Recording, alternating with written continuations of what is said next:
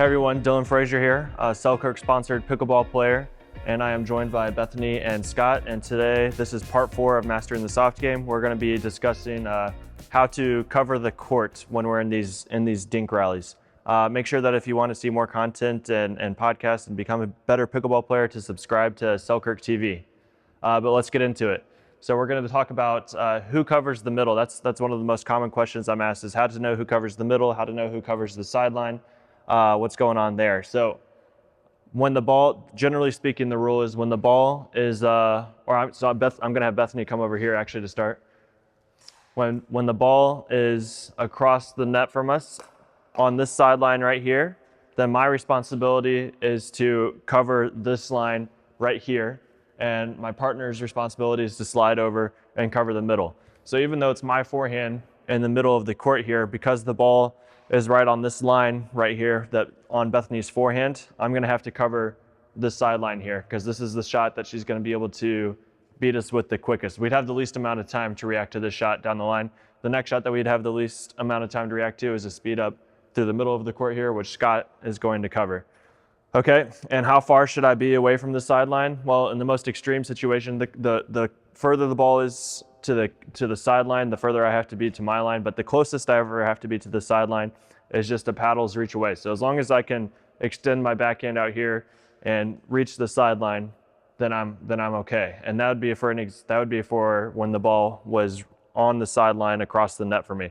The further into the court it goes, then then I don't have to be quite as close to the sideline over here, because if they try to speed up down the line, it's probably going to go out of bounds. They don't quite have the angle for it.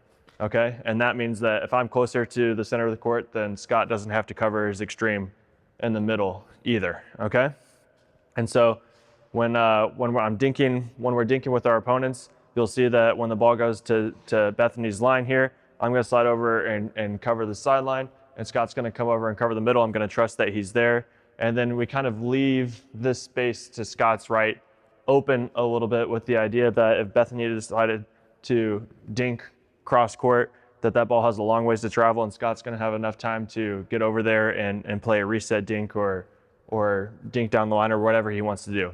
We've got a lot of time to respond to that shot. We don't have a lot of time to respond to this shot down the line or the shot through the middle. So that's what we cover.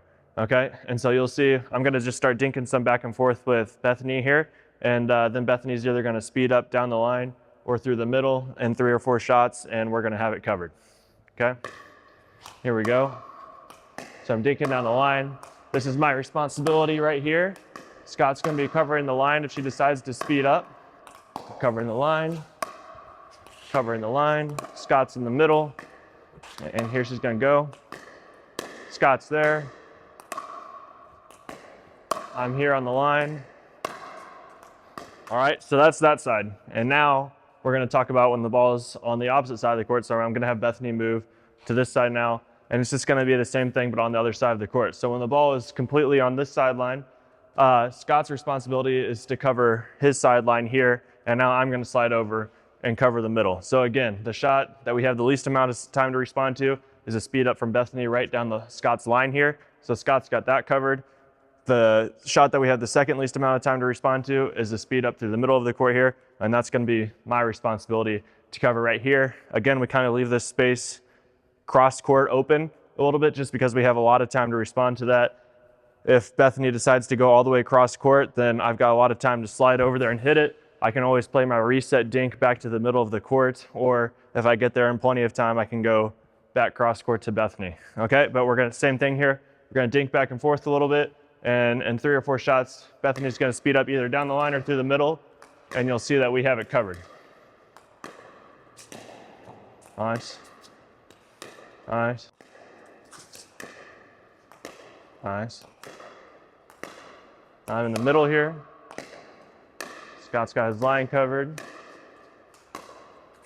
All right, so Scott's got his line covered. I've got the middle covered. Oh, little net there.